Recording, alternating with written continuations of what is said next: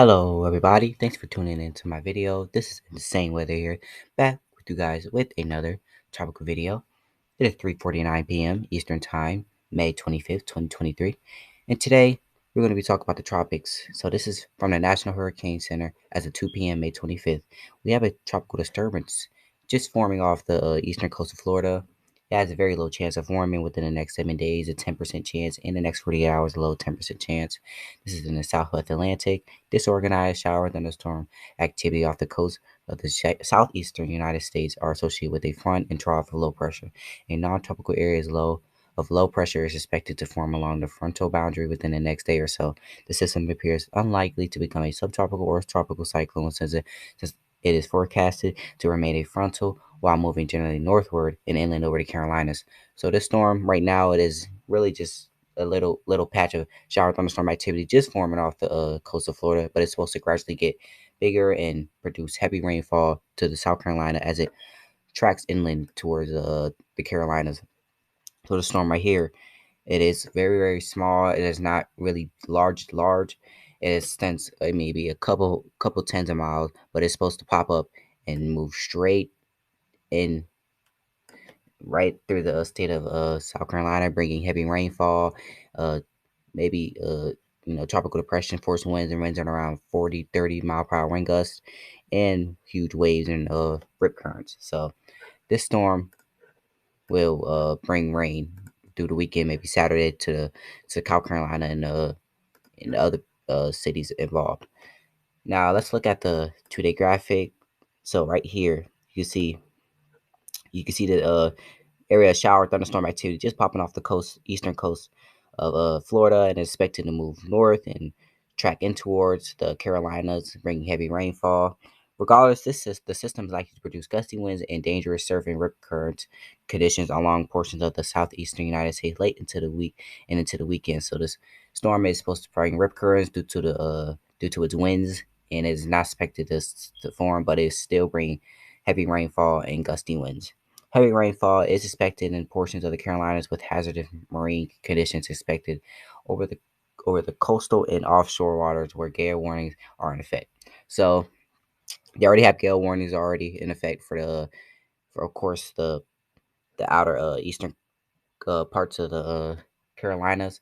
So yeah, this storm it may look small right now, but it's supposed to pop up and expand as it moves over the Carolinas and Virginia, North Carolina, Virginia, and it's supposed to dissipate maybe in the start of next week.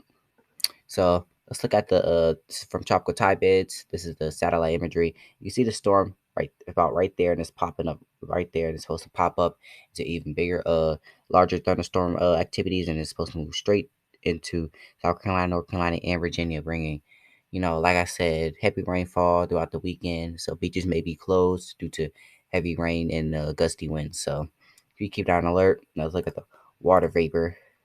No, that's not that one. Well, this is the true color one. You can see the storm's right there, and it's supposed to feed in off these other thunderstorms and move straight towards the coast and maybe northeast towards the coast of yeah northwest and towards the into the coast of South Carolina, North Carolina, and Virginia, bringing heavy rain. We are where I'm at in Central Virginia. We're already expecting showers and 15 mile per hour winds for my area in Central Virginia, just because of this storm, and it's supposed to dissipate where I'm at too. So it's probably won't last very long, but yeah, that's from the National Hurricane Center. Let's look at the water vapor. It's from the water vapor. You can see the thunderstorm activity right there. You see the water vapor. You can see the thunderstorm activity popping up just south of Florida and emerging off the eastern coast of Florida into the Atlantic.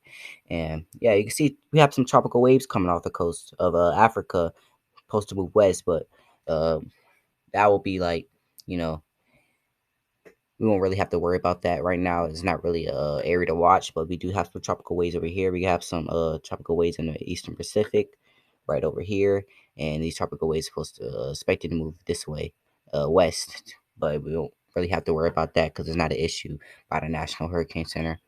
So yeah, let's look at the long wave. You can see the tropical with thunderstorm activity. See the gray areas and the red areas and the black areas. That's and the purple areas even that's means basically higher cloud tops, colder cloud tops. Maybe that's indicates like stronger thunderstorms within the system. You see a broad area of purple and gray right here. That means the the intensity of the thunderstorm is very strong due to the colder cloud tops. You can see the temperatures right here. That's over like 90 - 90 degrees. So thunderstorm activity is really strong over there. But this is the area to watch from the National Hurricane Center. I keep you guys updated as it moves across the state and into, where I live, Virginia. And yeah, I'll keep you guys updated. Let's go back out a little bit. You can see, yeah, this is the only area the National Hurricane Center is watching. There's a low chance of developing within the next 7 days, so it doesn't. So we don't really have to worry about it. Maybe bring a little rain and heavy rain, actually, especially to the coast of South Carolina as it moves inland.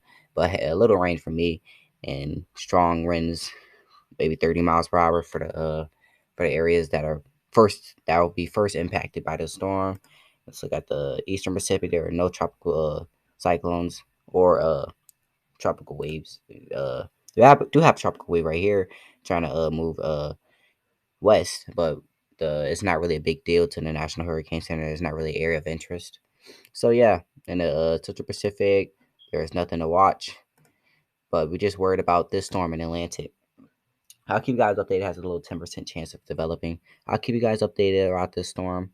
And I thank everybody for watching my video. Hope you like and subscribe. This is insane weather here. Please subscribe to my video. I'll be sharing you guys all the content you need. And I'll see you all later.